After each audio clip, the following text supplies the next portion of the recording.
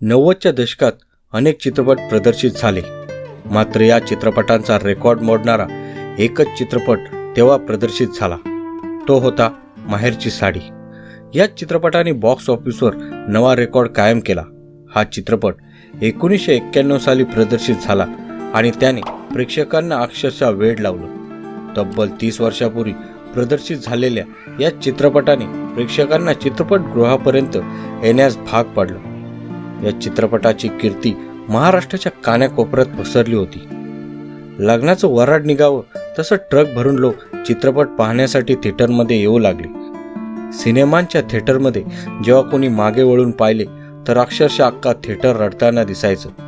प्रेक्षकांच्या मनावर राज्य करणाऱ्या या चित्रपटाचं त्या काळचं तिकीट किती होतं ठाऊक आहे का?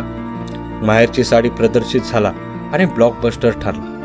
या चित्रपटाची निर्मिती आणि दिग्दर्शन विजय कोंडके यांनी केलं होतं। चित्रपटाने रिलीज झाल्यानंतर केवळ पहिल्या 3 महिन्यातच तब्बल 12 करोड रुपयाची कमाई केली, ज्यामुळे तो त्या काळचा सर्वाधिक कमाई करणारा मराठी चित्रपट बनला। त्यावेळच्या कोणत्याही मराठी चित्रपटापैकी ही सर्वाधिक कमाई होती।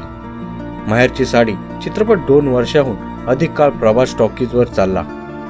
चित्रपटात अलका कुबल, उषा नाटकर्णी, अजिंक्य देव, आशालता वाबगावकर, रमेश भाटकर, विक्रम गोखले, किशोरी शहाणे हे कलाकार मुख्य भूमिकेत होते।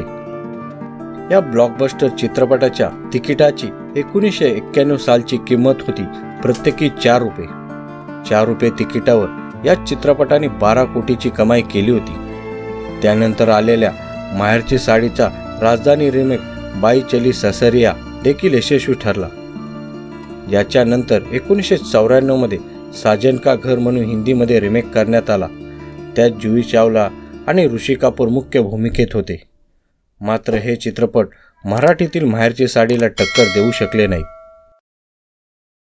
मित्रांनो, मराठीतील अजरामर चित्रपटाबद्दल जाणून कसे वाटले कमेंट करायला विसरू नका। अशा तुमच्यासाठी भन्नाट व्हिडिओ घेऊन येत राहीन। जय हिंद, जय महाराष्ट्र।